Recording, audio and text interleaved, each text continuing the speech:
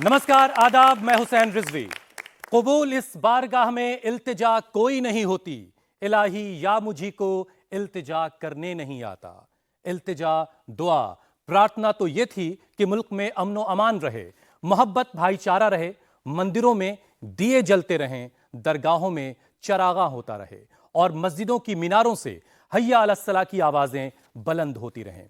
यह सब कुछ हो रहा है, लेकिन साथ में कुछ ऐसा भी हो रहा है जो नहीं होना चाहिए, जिसकी तरफ संघ प्रमुख मोहन भागवत भी इशारा कर चुके हैं।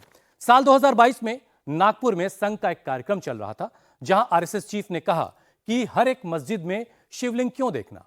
इस बयान की काफी चर्चा होती रही है। हालांकि इससे पहले साल 2019 में भी अयोध्या मामले में जब सुप्रीम कोर्ट का फैसला आया था, उसके बाद संघ प्रमुख ने कहा था कि वो अब भविष्य में इस तरह के किसी आंदोलन का हिस्सा नहीं बनेंगे। संघ पर कई किताबें लिख चुके एक लेखक का मानना है कि मोहन भागवत दरअसल कहना चाह रहे थे कि देश में इन झगड़ों को अब विराम देना चाहिए, क्योंकि इस तरह के झगड़ों से अब देश को आगे बढ़ने की जरूरत है। लेकिन ऐसा हुआ नहीं।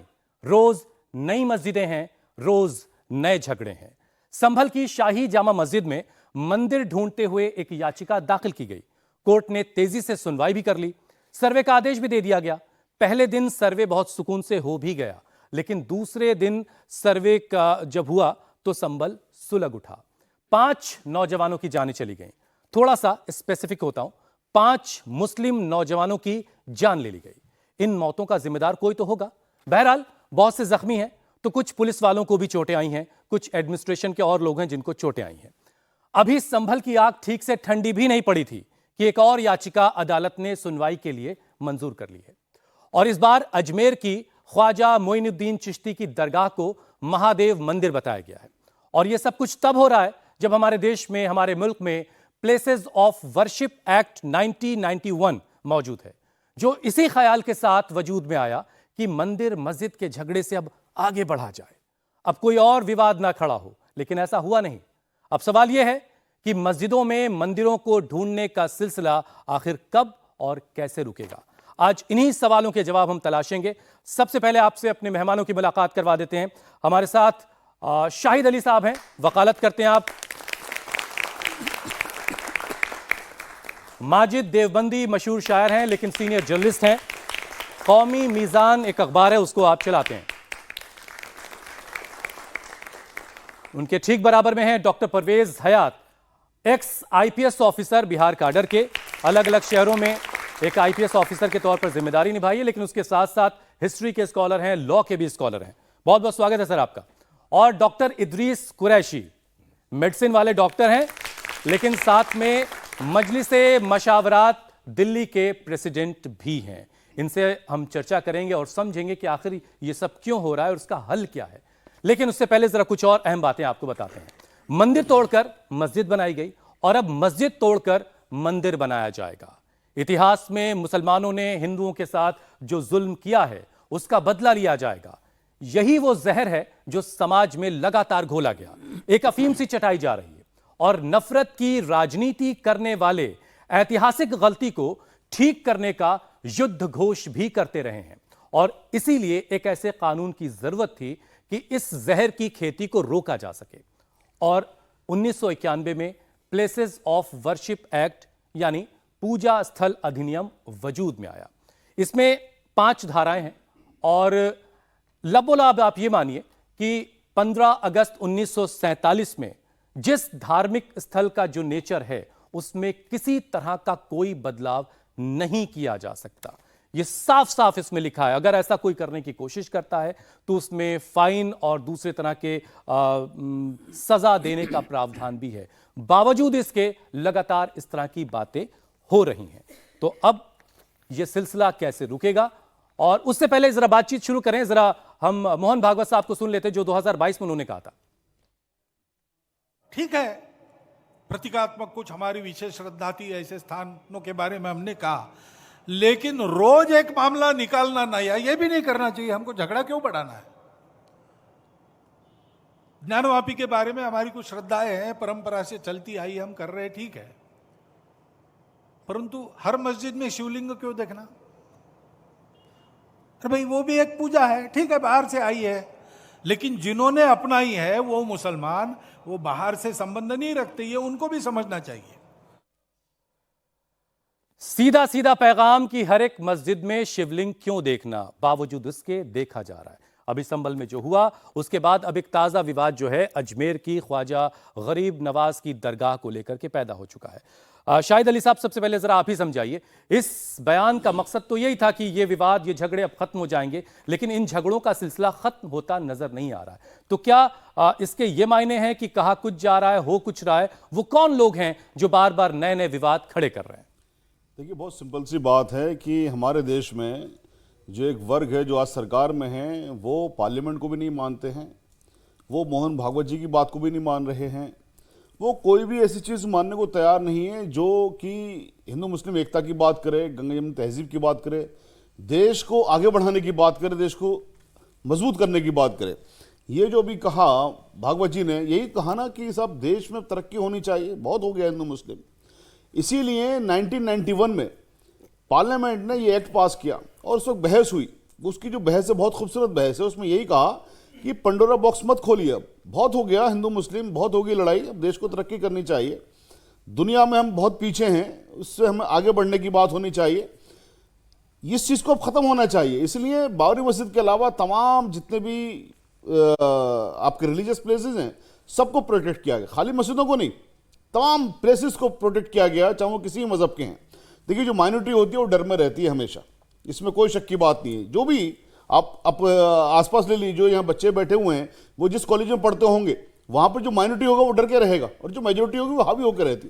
तो मेजोरिटी का फर्ज ये बन जाता है कि माइनॉरिटी को प्रोटेक्ट करे। इसीलिए इसी वादे के साथ में हिंदुस्तान में मुसलमानों को रोका गया, मुसलमान रुके, यहाँ पर खुशी से रुके, एतमाद करके रुके अपने बड़े भाइयों पर, हिंदू भाइयों पर, कि यहाँ पर हमारे साथ में नाइंसाफी नहीं होगी। पार्लियामेंट ने इंसाफ किया कि साहब अब कोई नहीं होगा। भागवत जी ने भी स्टेटमेंट दिया अब कुछ नहीं होगा।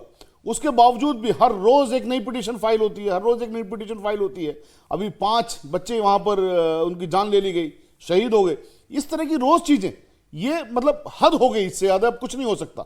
ठीक है, इदरीस साहब, कहां कैसे इसको ठीक किया जा सकता है? कानून भी है, सारे बड़े लोग भी कह रहे हैं कि ये सब नहीं होना चाहिए, फिर भी हो रहा है। आप लोग की जो ऑर्गेनाइजेशन है, महमूद मदनी ने बाकायदा सीजीआई को खत भी लिखा है, कैसे इस तरह के हालात को रोका जाएगा? देखिए, 2 तरीके हैं इसके ठीक करने के। पहला तरीका तो यह है कि सरकार अपना रवैया बदले और जो कानून बना है, हिंदुस्तान का कानून है जो हिंदुस्तान में लागू है, उस कानून को पूरी तरह उस पर अमल करे।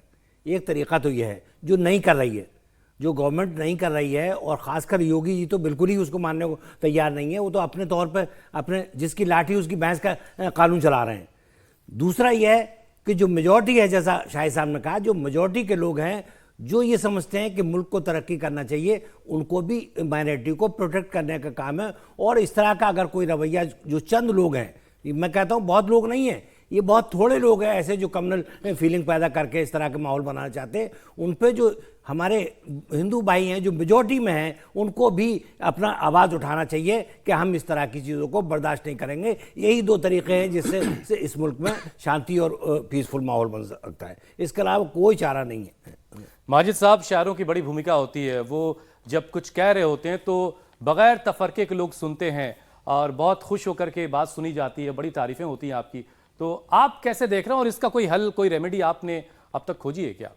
बहुत सारे हल हैं, लेकिन हमारे प्रोफेट ने एक जगह फरमाया जिसे हम हदीस कहते हैं, इन्नमल आमालु बिन्नियात। अमल का दारोमदार आपकी नीयत पर है, और मेरी नीयत ये है कि उसके फ़रोग़ हुस्न से जमके है सब में नूर, शम्मे हरम हो या कि दिया सोमनाथ का। क्या बात है। मैं सिर्फ ये कहना चाहता हूँ कि शम्मे हरम का हिस्सा भी हम हैं और सोमनाथ के दिए की रोशनी भी हम हैं। तो सवाल ये है कि जब 2 शम्में जल रही हैं, ये इस मुल्क का वक़ार बढ़ रहा है, तो फिर ये ख्वाब कहाँ से आने लगे? हमारे फॉर्मर चीफ जस्टिस साहब को ख्वाब में आए भगवान श्री राम, मेरे ख्वाब में भी भगवान श्री राम आए, मर्यादा पुरुषोत्तम राम, और ख्वाब में आकर मुझे कहा कि माजिद देवबंदी जाओ इंडिया टीवी पर और वो बात करो जो मैं चाहता हूँ, यानी जो मर्यादा पुरुषोत्तम श्री राम चाहते हैं। राम ये नहीं चाहते कि राम के नाम पर, खुदा के नाम पर हम लोग लड़ें। मर्यादा पुरुषोत्तम राम चाहते हैं कि इस हिंदुस्तान की अज़मतों में इजाफ़ा हो, हिंदू, मुसलमान, सिख, ईसाई सब ने इस मुल्क को आज़ाद कराया अंग्रेज़ों से, तो सबका हिस्सा है। अभी कहा गया कि हमारे आपके पिछले फंक्शन में मैं आया था इस डिबेट में, ये कहा गया कि हमारे बड़े भाई हैं वो माइनॉरिटी का ख्याल रखें सराखों पर। लेकिन आज मैं फ़ख्र से एक बात बता रहा हूँ, इंडिया टीवी पूरी दुनिया देखती है, सबसे बड़ा चैनल है। रजत शर्मा साहब ने अभी 2 दिन पहले जो एक बात कही, उसको सोने के हरूफ से लिखने वाली वो बात है। उन्होंने कहा कि इतनी जल्दी क्या थी सर्वे में, संभल को लेकर के जो संभल को लेकर उन्होंने कहा, बहुत खूबसूरत जुमला कहा। यही जुमला कोई और कहता तो मुश्किल हो जाती। रजत शर्मा का किरदार हमारे लिए बेहतर है, लेकिन उन्होंने जो ये नया रास्ता निकाला है, और आपका ये प्रोग्राम मोदी और मुसलमान, इसमें जो एक नई शमा इंडिया टीवी ने रोशन की है, हम उसका इस्तकबाल करते हैं। मैं सलाम करता हूँ। एक जुमला कहने की इजाज़त चाहता हूँ, प्लीज प्लीज। ये ख्वाब आने का सिलसिला बंद कब होगा? और जनाब मेरी बात सुन लीजिए, इतने सारे मेरे दोस्त, मेरी बेटियां, मेरे बहन भाई बैठे हैं, कोई ख्वाब नहीं आता, ये सिर्फ तमाशे हैं, कोई ख्वाब नहीं आता।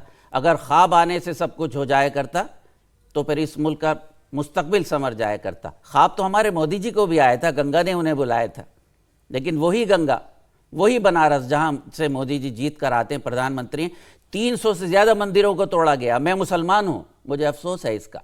मैं ना किसी मंदिर को टूटा हुआ देखना चाहता, ना किसी मस्जिद को देखना चाहता। चलिए, बहुत उम्दा, बहुत उम्दा। हयात साहब, जरा आप चूंकि ग्राउंड पर काम करते रहे, आपने बहुत सारे झगड़े अपनी आंखों के सामने देखे होंगे, तो क्या ये वाकई सोसाइटी में ग्राउंड पर हिंदुओं और मुसलमानों के बीच का झगड़ा है या सियासत का पैदा किया हुआ है? क्या है ये एग्जैक्टली? देखिए, ग्राउंड्स पे तो कभी आप देखिएगा जितने भी दंगे फसाद होते हैं, बेस्ड ऑन माय एक्सपीरियंस, तो वहाँ पे लोकल जो लोग हैं वो सब बिल्कुल मिलजुल के रहते हैं, हिंदू भाई मुसलमान। हमेशा इसमें बाहरी जो वेस्टेड इंटरेस्ट हैं, ये सियासी भी हो सकते हैं, वेस्टेड इंटरेस्ट भी हो सकते हैं, उनके वजह से होता है। आप अयोध्या को देख लीजिए, वहाँ पे भी जो वहाँ पे हिंदू भाई मुस्लिम भाई, पाकिस्तान की कोई साजिश तो नहीं है इसमें? नहीं, इसमें कोई मुल्क नहीं। आप बिल्कुल सही बात है कि बहुत से थोड़े लोग हैं, जैसे कहा जाता है कि एक मछली पूरे तालाब को, तो थोड़े से लोग हैं, उनका क्या वेस्टर्न इंटरेस्ट है। लेकिन अगर आप इसको लार्जर इंटरेस्ट में तो जितनी लॉ एंड ऑर्डर है, लेकिन फिर भी हम कहते हैं कि कोई भी दंगा शुरू हो सकता है किसी वजह से, लेकिन स्टेट एडमिनिस्ट्रेशन को लॉ में इतने अख्तियारात हैं कि दंगा शुरू कर दिया जो गलत लोग हैं, 10 से 15 मिनट्स के अंदर अगर डिस्ट्रिक्ट एडमिनिस्ट्रेशन, अगर वो अनकॉन्शनेबल अच्छे अफसर्स हैं और चाहते हैं कि लॉ एंड ऑर्डर को समय, तो 10 मिनट से 15 मिनट तक तो फसाद हो सकता है। उसके बाद स्टेट एडमिनिस्ट्रेशन को, डिस्ट्रिक्ट एडमिनिस्ट्रेशन को इतने अख्तियारात हैं, इतने रिसोर्सेज हैं कि उसको कंट्रोल कर सकते हैं। तो यहाँ पे ऐसे कितने एग्जाम्पल्स हैं जहाँ पे बहुत इससे भी बड़े बड़े, जो जैसे आपने बताया यहाँ पे जो हुआ है संबलपुर में, लेकिन उसको रोका गया और वहाँ पे गवर्नमेंट ने अप्रिशिएशन किया। तो इसमें स्टेट गवर्नमेंट के, स्टेट के जो एक्टर्स हैं उनकी भी कमज़ोरी है।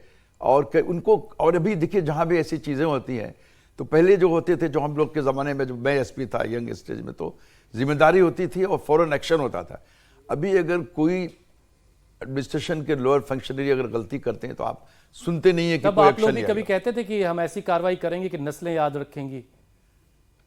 कभी ऐसी बात हम लोग नहीं करते थे। नहीं करते थे। लेकिन अब रिजवी हो रही साहब, है। डीएम तो मना कर रहे हैं संभल के कि was not satisfy at that time, कि फौरन सर्वे किया जाए और ये किया जाए, वो किया जाए। और मुझे माफ कीजिएगा, आप मंदिर में अफसरान सर्वे करने जा रहे हैं, वहां जय श्री राम के नारों का क्या मतलब? मैं किसी हिंदू मुसलमान की बात नहीं कर रहा हूं, अफसरान सर्वे करने जा रहे हैं, आप उन्हें जाने दिए। डीएम के आप कंसेंट नहीं ले रहे हैं, मतलब यह है कि आपकी नजर में ना डीएम है, ना एसपी है, ना कोई कानून है, ना आईन है, सिर्फ आपका चलिए, डंडा माजिद है, साहब, आपका बुलडोजर है। जिस वीडियो का जिक्र कर रहे हैं, जरा वो वीडियो हम दिखा देते हैं कि जब विष्णु शंकर जैन एडवोकेट जो हैं वो जा रहे हैं, तो उस वक्त क्या हो रहा है, किस तरह की नारेबाजी हो रही है।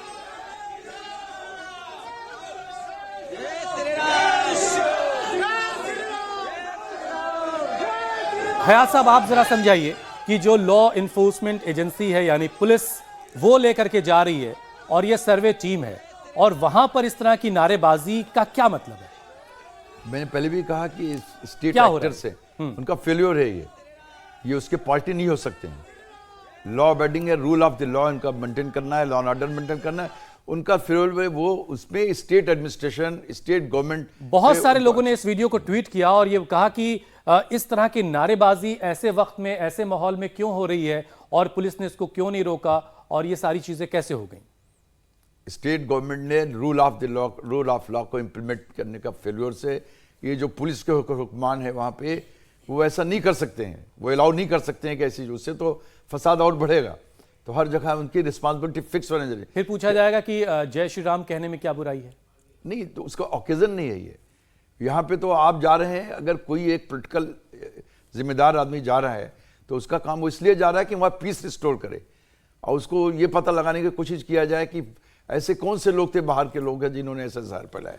दूसरी चीज़ है कि प्रिंसिपल ऑफ नेचुरल जस्टिस के हिसाब से लॉ में अगर जज के पास कोई बात आई तो आपने दूसरे जो पार्टी थे उनको बगैर सुने हुए आपने फौरन सर्वे का डिसीजन कैसे दे दिया?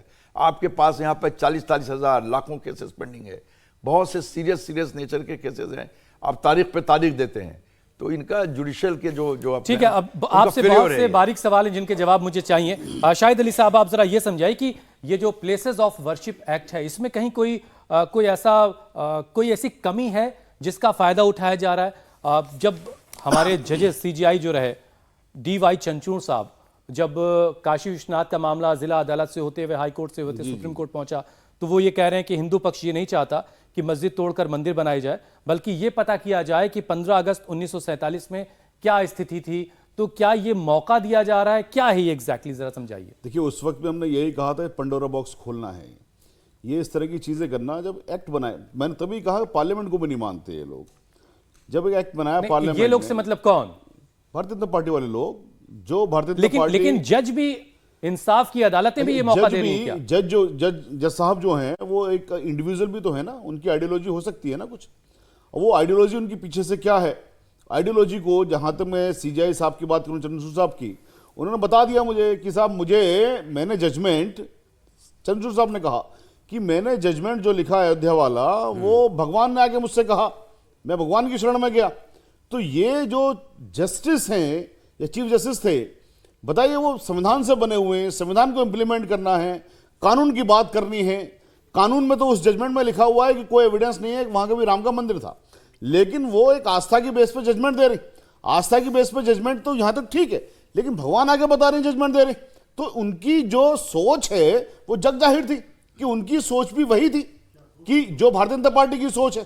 तो बेसिकली इंटरप्रिटेशन क्या होता है? इंटरप्रिटेशन यही तो होता है, जैसा आपने इंटरप्रेट कर दिया कि साहब जांच करवाने में क्या दिक्कत है, भाई वही तो दिक्कत है, उसी को तो रोका गया था। पार्लियामेंट के अंदर जो बात हुई थी, मैंने तभी कहा उसकी बहस आप उठा के देखिए, उसकी बहस में यही लिखा हुआ है कि अगर अब किसी में खोजने जाएंगे यानी सर्वे करेंगे या पता करेंगे तो झगड़े होंगे। यही तो इन्होंने, भागवत जी ने भी कहा कि भाई खोजना क्यों, खोजना मीन सर्वे। जो आपकी बात है कहां से और कैसे किसने कर दिया, बेसिकली करने वाले कुछ लोग हैं जो देश को तोड़ने का काम कर रहे हैं। इदरीस साहब, बार बार एक बात ही कही जाती कि मंदिर तोड़कर अगर मस्जिद बनाई गई किसी जमाने में, तो अब क्या मस्जिद को तोड़ करके वो इंसाफ हो सकता है? देखिए, ये साफ सी बात है, बाबरी मस्जिद के केस में बिल्कुल साफ हो गया था कि कोई एविडेंस ऐसा नहीं मिला जो हो कि वहां पर मंदिर होने का होता। ये जजमेंट में लिखा हुआ है, मैं अपनी तरफ से नहीं कह रहा हूं, जजमेंट में लिखा हुआ है कि कोई ऐसा एविडेंस नहीं मिला जिससे ये साबित होता कि वहां पर मंदिर था। दूसरी बात ये कि जो भारतीय जनता पार्टी ने जो सारी लड़ाई जंग शुरू की, ये कहा कि गर्भगृह वही है, लेकिन आज जो मंदिर बना हुआ है उस गर्भगृह से बहुत दूर जाके बना हुआ है। ये एक बड़ी बात है, 3 किलोमीटर। ये मुल्क के लोगों को समझने की जरूरत है। संविधान के 75 साल पूरे होने का जश्न मना रहे हैं उस वक्त, और तब ये सब बातें हो रही हैं, और उस जश्न में उन लोगों को प्रोत्साहित किया जा रहा है जो संविधान को तोड़ रहे हैं। अभी आप देखते जाइए कि न जाने कितने मसले आ जाएंगे। तो अभी जरूरत इस बात की है कि इसमें लीगली पार्लियामेंट में भी जो हमारे पार्लियामेंटेरियन हैं, हमारे अच्छे हिंदू भाई लोग हैं, सब लोग, अब प्लस इसमें मीडिया का रोल है, हमारे नेशनल माइनॉरिटी कमीशन का बहुत बड़ा रोल है कि ऐसे कुछ प्रोग्राम चलाएं जिससे कि वो लोग जो कम उम्र के लड़के हैं जो हमारे हिंदुस्तान के आने वाले तारीख को डिसाइड करेंगे, उनको गलत डायरेक्शन में ले आया जा रहा है, उनके लिए कौन जिम्मेदार होगा? माजिद साहब कुछ कहना चाह रहे हैं? मैं ये अर्ज कर रहा था, बड़ी अहम बातें अभी आप तक पहुंची। मीडिया का बड़ा अहम रोल होता है, इंडिया टीवी का बड़ा अहम रोल है इस प्रोग्राम के जरिए। yes. और ये बात आपको, क्योंकि मैं एक लोगों में रहता हूँ, हज़ारों लोगों में मुशायरे पढ़ता हूँ, पूरी दुनिया को मैं ये बात बताते हुए खुशी महसूस कर रहा हूँ कि बहुत अच्छी टीआरपी थी आपकी, लेकिन जब से प्रोग्राम शुरू हुआ रजत जी ने खुद जाती दिलचस्पी ली, तब से आपकी टीआरपी में इजाफा हुआ। वो लोग जो सोचते थे कि शायद इंडिया टीवी मुसलमान की बात नहीं करता, आज वो लोग खुश हैं और मुसलमान नहीं बल्कि हिंदुस्तान की बात करने पर आपको सलाम पेश करते हैं। अजमेर शरीफ का जिक्र हुआ, आपने प्रोग्राम के आगाज में बताया, अजमेर शरीफ में मुसलमान से ज्यादा हमारे हिंदू भाई जाते हैं, करोड़ों लोग जाते हैं। Definitely. और आपको मालूम होगा हिंदुस्तान में शायद सियासत को ये मंजूर नहीं हो। नहीं, वो सियासत बाद में हो जाएगी, पहले मोहब्बत हो जाए। मैं मोहब्बत की बात कर रहा हूं, हिंदू मुसलमानों की मोहब्बत है। हिंदुस्तान की सबसे बड़ी देग है जिसमें सब लोग सब कुछ डालते हैं, वो बनता है 24 घंटे उसमें से खाना खिलाया जाता है, वो किसी हिंदू मुसलमान की नहीं है। और माफ कीजिएगा, आज भी हमारे हिंदू भाई, हमारे बिरादरान वतन मस्जिद के बाहर हमारी बेटियां, आप देखिए गांव में खड़ी रहते हैं, लोग नमाज पढ़ के आते हैं, उन पर दुआ पढ़ते। इन सियासतदानों को मैं कह रहा हूं कि अगर ये हिंदू मुसलमान और अच्छी तरह जाग गया तो ये सड़क पर आ जाएंगे और एक ना एक दिन होगा, हिंदू मुसलमान मोहब्बत से हिंदुस्तान को बढ़ाएंगे और ये सियासी लोग, नफरत करने वाले लोग खत्म होंगे और हिंदुस्तान में फिर मोहब्बत की हुकूमत होगी। बहुत उम्दा। चलिए अब जरा हम हमारे साथ जो ऑडियंस है उनमें से कुछ लोगों के सवाल शामिल कर लेते हैं। भाई किसी के पास कोई सवाल है तो जरा अपना नाम बताइए और सवाल। मेरा नाम मुस्कान है। मेरा सवाल ये है कि प्लेस ऑफ वर्शिप एक्ट है और इतनी सॉलिड पॉलिटिकल पार्टियां हैं, फिर भी इस कानून का कहाँ कोई एग्जिस्टेंस ही नहीं रह गई है इंडिया में। हम तो स्टूडेंट हैं, हमारा फ्यूचर कहाँ है? ये सब होता रहेगा तो हम कब कुछ कर पाएंगे? हम कहाँ दिखेंगे? जो सही बात है, सही बात है, बहुत अच्छा बहुत सवाल। शानदार सवाल है इसके- आपका। तो शायद इसी साहब बात ने का कहा तो कि होना यूथ चल का रहा क्या है होगा? आजकल कि सीजीआई चंद्रचूड़ साहब ने, जो फॉर्मर जज हैं, उन्होंने एक पंडोरा बॉक्स खोल दिया, ये बात कह के कि सर्वे करवा सकते हैं। होना ये चाहिए था कि जब एक्ट बन गया और उस एक्ट के लिए इन सीजे साहब ने ही पता क्या कहा है, मैं आपको बता दूं, बाबरी मस्जिद वाले केस में कहा बहुत प्यारा एक्ट है, बहुत खूबसूरत एक्ट है और अब किसी और मंदिर मस्जिद की बात नहीं होगी। ये हम यहां पर आस्था के बेस पे जजमेंट दे रहे हैं बाबरी मस्जिद का कि हिंदुओं की आस्था की बात है, ठीक है, दे दिया हमने, अब और बात नहीं होगी। इससे बड़ी बात तो कोई नहीं थी। फिर इन्हीं को विन ओवर करके जो नफरत वाले लोग हैं, नफरत की जो पॉलिटिक्स करने वाले लोग हैं, आपने कहा ना स्ट्रॉन्ग पॉलिटिकल पार्टी है, वो स्ट्रॉन्ग पॉलिटिकल पार्टी ही तो नफरत की बात करती है। मैं यूथ से कहता हूं इस बात के लिए कि आप लोग आगे आइए। जब जब यूथ आगे आया, अंग्रेजों को भगा दिया। जब जब यूथ आगे आया तो जितने भी जुल्म और सितम है, जिस भी पार्टी ने करे, जिसने भी करे, वो सब खत्म हो गए। आज भी यूथ आगे आ गया ना सड़कों पर, तो ये नफरत की पॉलिटिक्स खत्म हो जाएगी। फिर से उसी मोहब्बत की बात होगी, लकुम दीनुकुम वलिय दीन की बात होगी। महात्मा गांधी ने जो कहा था वो ये कहा था कि हिंदू और मुसलमान दोनों साथ रह सकते हैं। दोनों के मजहब में कुछ ऐसा नहीं है कि हम लोग साथ नहीं रह सकते, बिल्कुल हम साथ रह सकते हैं। इसी बात के ऊपर हमारे उलेमाओं ने 1.5 लाख शहादतें दी थी एक दिन के अंदर कि हम लोग साथ रहेंगे, हिंदुस्तान को आजाद करवा के हिंदुस्तान में हिंदू मुसलमान सब साथ रहेंगे, और ये लोग इसको तोड़ने की बात करें। शाहिद भाई की बात में मैं मोदी जी का एक जुमला आपको बताता हूं। बच्चों, आप सब जानते हैं, आप सब स्टूडेंट्स हैं, 2014 के बाद जब हमारे प्रधानमंत्री मोदी जी आए, उन्होंने एक तारीखी भाषण दिया और तारीखी भाषण के 2 जुमले थे कि हिंदू मुसलमान मेरी 2 आंखें हैं, 2 आंखों का नूर हैं। लेकिन आज सवाल यह है कि वह 2 आंखों का नूर कहाँ चला गया? भागवत साहब भी कह रहे हैं, इंद्रेश जी साहब भी कह रहे हैं, हमारे उनसे ताल्लुक़ है। तो मुझे अफसोस ये है, आप सबके दरमियान करोड़ों लोगों तक ये अफसोस पहुंचा रहा हूं कि लोग ना भागवत जी की मानते, ना इंद्रेश जी की मानते, ना कानून की मानते, ना आइन की मानते। तो आप किसकी मानते? चलिए, अगर ये सारी अच्छी अच्छी बातें तो ठीक है, हो गई। हयात साहब, आप जरा समझाइए, क्योंकि आपने ग्राउंड पर काम किया, एक आईपीएस ऑफिसर के तौर पर, कहीं एसपी रहे होंगे, कहीं और आला अधिकारी के तौर पर आपने काम किया होगा। ये बार बार ये इल्जाम लगता है मुसलमानों पर कि ये प्रदर्शन करते करते पथराव करने लगते हैं। ये इस बात की सच्चाई क्या है? जब सामने आपके प्रोटेस्ट करने वाली मॉब जो है वो मुस्लिम थी तो आपका तजुर्बा क्या था, और वो हिंदू कम्युनिटी थी तब आपका तजुर्बा क्या रहा? देखिए, ये जब भी ये प्रोसेशन निकलता है या पथराव होता है तो इसमें कहना बहुत मुश्किल है कि वो पथराव शुरू कैसे होता है? पहला पथराव पत्थर डाला किसने, ये एक बहुत बड़ी है। इस पर कभी इन्वेस्टिगेशन हो नहीं पाता है। और जितने भी इस तरह की चीज़ें होती है फसाद करने वाले में, तो वो मोटिवेटेड, जैसे आप देखते हैं कि जब हमने देखा कि जमशेदपुर में हर साल जब रामनवमी का प्रोसेशन निकलता था तो वो प्रोसेशन पीसफुली चलता था। जैसे वो मस्जिद आती थी तो उसमें कुछ लोग, 2-4 लोग होते थे, वहाँ आकर के बहुत ही एजिटेटेड हो जाते थे, प्रोवोक करते थे। तो प्रोवोकेशन होता है, और ये कभी इन्वेस्टिगेशन में नहीं आया। और हमेशा जो पुलिस गोली भी चलाती है तो आज तक कभी दंगा करने वाले लोग उसके शिकार नहीं होते हैं, सब इनोसेंट लोग होते हैं। तो ये चलिए, इसको और थोड़ा स्पेसिफिक करते हैं। संभल में जो हुआ, संभल में 5 नौजवानों की जानें गई हैं, कोई तो होगा इसका जिम्मेदार। कौन जिम्मेदार है इसका? तो ये तो वहाँ के एडमिनिस्ट्रेशन की ड्यूटी है, इसीलिए मैं कह रहा हूँ कि it is a failure of the administration. मुसलमानों की तकलीफ ये है कि पुलिस का रवैया अगर सामने मुसलमान है तो बिल्कुल अलग हो जाता है, वो दुश्मनों की तरह से ट्रीट कर रहे होते हैं। अगर न्यूट्रलिटी रहे पुलिस के, जो they are suppose to be, उनको तनख्वाह मिलती है कि वो कॉन्स्टिट्यूशन को फॉलो करें, रूल ऑफ लॉ को फॉलो करें। बहुत अच्छा। अगर उनका मोटिवेटेड, उनका जो बिहेवियर है वो भी अपने आप को एक क्राउड का जो दूसरा सेंटिमेंट है, वो क्राउड जो है वो मुसलमान हो, हिंदू हो, सिख हो, उससे जोड़ते हैं। वो भूल जाते हैं कि मैं यूनिफॉर्म पहना हो, वो जुट जाते हैं कि उनको तनख्वाह मिलती है कि आप न्यूट्रल रहें और आप सेंटिमेंट्स में, इमोशंस में नहीं काम कर सकते। वहां एक दूसरा, जिस तरह से एक जज होता है जब वो चेयर पर बैठता है। आइडियल स्टेट हुई, लेकिन क्या ऐसा होता है? ऐसा नहीं होता है, वर्दी के अंदर भी कोई हिंदू या मुसलमान हो जाता है? तो इसलिए होता है कि इसलिए कि उनके ऊपर कभी एक्शन नहीं होता। अगर कई ऐसे केसेस हैं जहाँ के लोकल एसपी को सस्पेंड किया जाए, वहाँ के पुलिस अफसर को डिसमिस करना चाहिए, क्योंकि आप इतना बड़ा फसाद आपके वजह से हो जाता है। और उससे क्या होता है कि दूसरे जो लोग हैं वो फ्रस्ट्रेटेड हो जाए। मान लीजिए कि माइनॉरिटी है, उसको लगता है कि जो पुलिस है, जिनका जो हमको साथ जस्टिस करेंगे, हमको प्रोटेक्ट करेंगे, उनका अगर ऐसा रवैया है, अगर पुलिस का रवैया मोटिवेटेड होता है तो उससे माहौल और ज़्यादा ख़राब होता है। हुसैन भाई, जिस सर्वे की बात हो रही है, मुझे अगर इजाज़त हो, सर्वे करना अपने आप में एक इलीगल एक्ट था। जो कोर्ट का ऑर्डर था वो एक्स पार्टी ऑर्डर था। एक्स पार्टी ऑर्डर के बाद में पुलिस ने फौरन उसको इम्प्लीमेंट करवाया सेम डे। ये बड़ी विचित्र सी बात है। देखिए साजिश क्या है कि इम्प्लीमेंट आप फौरन करवा रहे हो। हमने अपनी उसमें देखा है, एक्सपीरियंस में ये, हमने दिल्ली में 990 वक्फ प्रॉपर्टियां आज़ाद करवाई ऑनरेबल हाई कोर्ट के लगातार ऑर्डर के बाद। कई महीने इवन के जो सेक्रेटरी हैं, चीफ सेक्रेटरी, उसको कोर्ट में बुला लिया, तब भी पुलिस प्रोटेक्शन नहीं दी गई एक भी इसको प्रॉपर्टी को खाली करवाने के लिए। और यहां पर सेम डे ऑर्डर हो रहा है, एक्स पार्टी ऑर्डर हो रहा है और फौरन पुलिस प्रोटेक्शन दी जा रही है।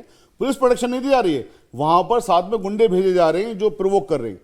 इसके अलावा एक दूसरी बात जो कोई भी इस बात को नहीं कह पा रहा है, शायद उनकी समझ में नहीं आ रही है।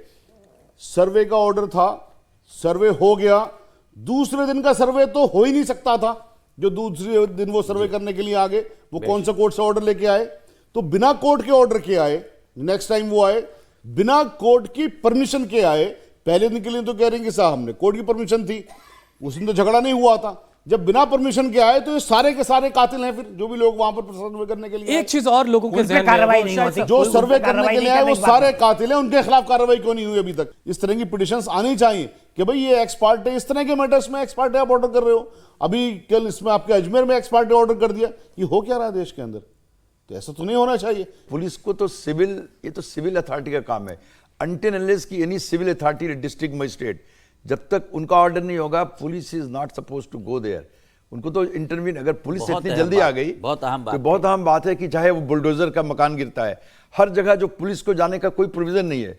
पुलिस को डिस्ट्रिक्ट मजिस्ट्रेट के ऑफिस से ऑर्डर जाएगा, एसपी के पास जाएगा, सुप्रिटेंडेंट ऑफ पुलिस डायरेक्ट करेगा कि हमारा डिप्यूट किया जाए, किस लिए? लॉ एंड ऑर्डर के लिए। तो ये प्रोसेस सब बाईपास कर दिया गया। It was legally all actions are wrong. बहुत अच्छा, हो ही नहीं सकता है।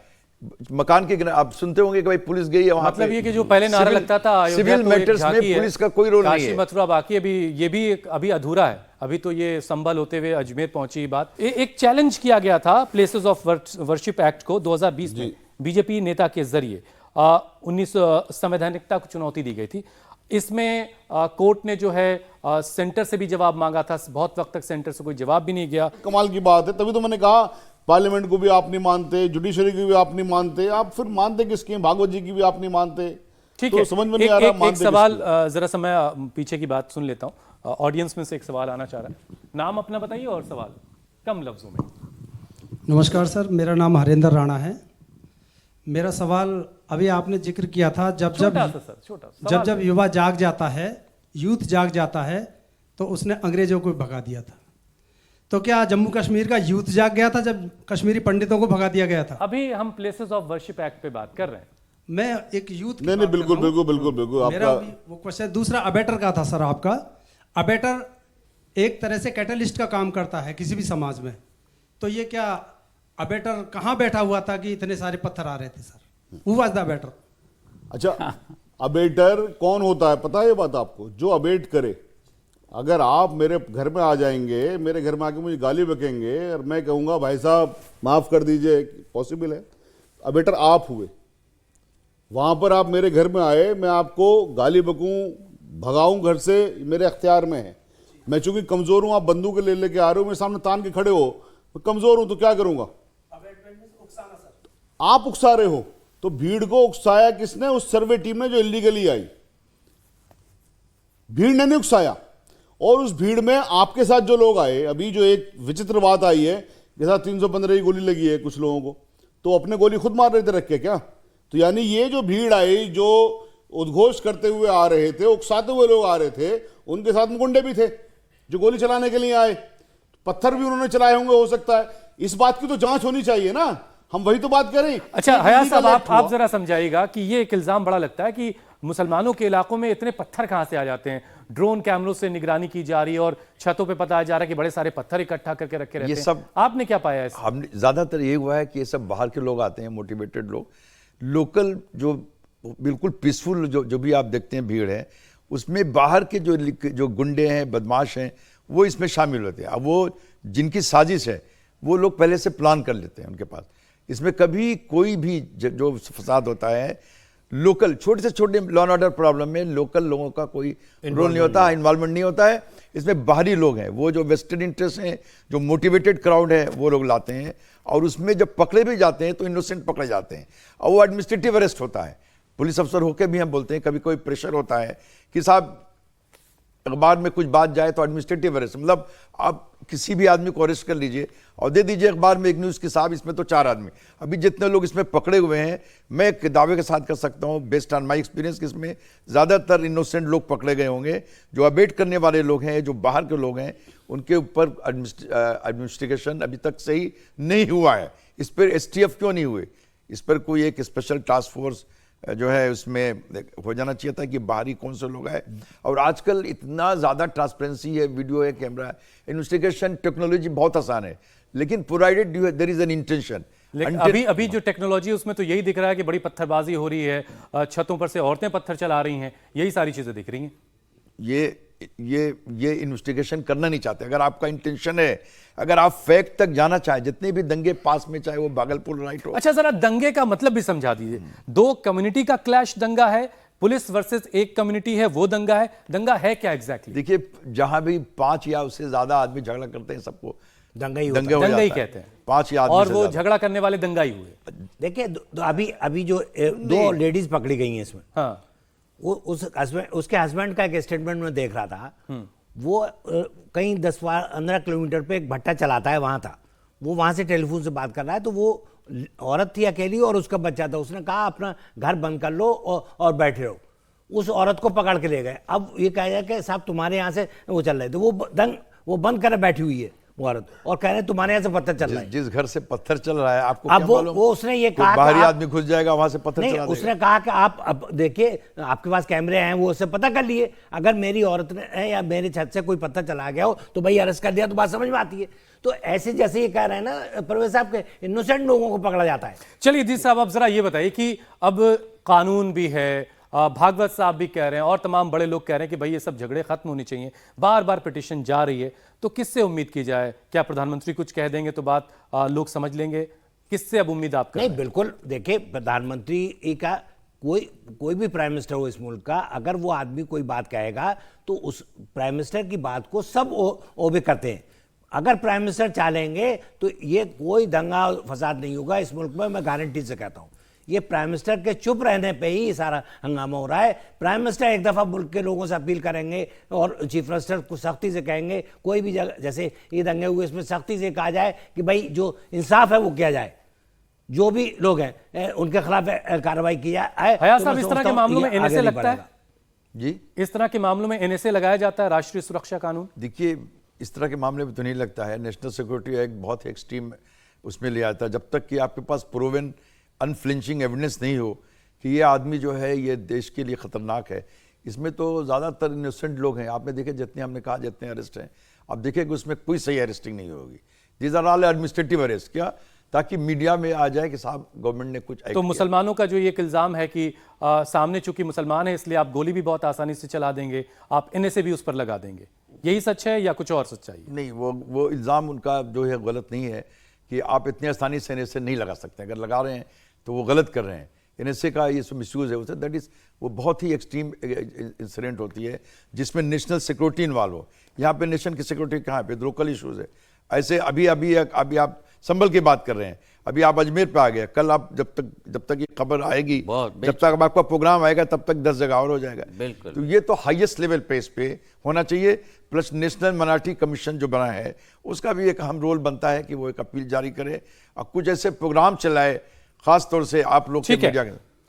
माजिद साहब देखिए, ऐसे यहाँ बैठे लोग भी और घर में बैठे लोग भी इंतजार कर रहे हैं कि कुछ आपका कोई कलाम भी हो जाता है। बहुत शुक्रिया। मैं आपने जिस टॉपिक पर आज का प्रोग्राम किया था और हमारा मकसद भी यही है, जाते हुए मोहब्बत के हवाले से मैं 4 मिसरे पेश करता हूँ और वही हमारा मकसद है, वही हिंदुस्तान का मकसद है। प्यास मेरी अगर बुझा न सके, ऐसे बादल से फायदा क्या है। आदमी जब न होगा दुनिया में, पूजा स्थल से फायदा क्या है। क्या बात है, बहुत उम्दा। और एक आपका बड़ा मकबूल शेर है, अल्लाह मेरे रिज़्क़ की बरकत ना चली जाए, ये भी लोग सुनना चाहेंगे। सामान तिजारत मेरा ईमान नहीं है, हर दर पे झुके सर ये मेरी शान नहीं है। अतिथि देवो भव। अल्लाह मेरे रिस्क की बरकत न चली जाए, अल्लाह मेरे रिस्क की बरकत न चली जाए। 2 रोज से घर में कोई मेहमान नहीं है, हर दर पे झुके सर ये मेरी शान नहीं है। बहुत उम्दा, बहुत उम्दा। सुप्रीम कोर्ट ने राम जन्मभूमि बाबरी मस्जिद विवाद के फैसले के वक्त लिखा कि पूजा स्थल अधिनियम भारतीय संविधान की धर्मनिरपेक्षता का अभिन्न अंग है। राज्य की यह जिम्मेदारी बनती है कि सभी धर्मों के लोगों के साथ समान व्यवहार किया जाए। पूजा स्थल अधिनियम यानी प्लेसेस ऑफ वर्शिप एक्ट यह पुष्टि करता है कि राज्य भारतीय संविधान के आधारभूत ढांचे में शामिल धर्मनिरपेक्षता की रक्षा करने के लिए प्रतिबद्ध है। ऐतिहासिक गलतियों को सुधारा नहीं जा सकता, लेकिन अदालतों ने ही प्लेसेस ऑफ वर्शिप एक्ट की ऐसी व्याख्या की जिस पर हमने बात की, जिसने लोगों को नफरत की खेती करने के कई मौके भी दिए। तो समाज के एक तबके का भरोसा भी डगमगा रहा है। हिंदू या मुस्लिम के एहसासात को मत छेड़िए, अपनी कुर्सी के लिए जज्बात को मत छेड़िए। गलतियां अगर बाबर की थीं, जुम्मन का घर फिर क्यों जले। ऐसे नाजुक वक्त में हालात को मत छेड़िए। बहुत शुक्रिया हमारे इस प्रोग्राम में आने के लिए, बहुत शुक्रिया।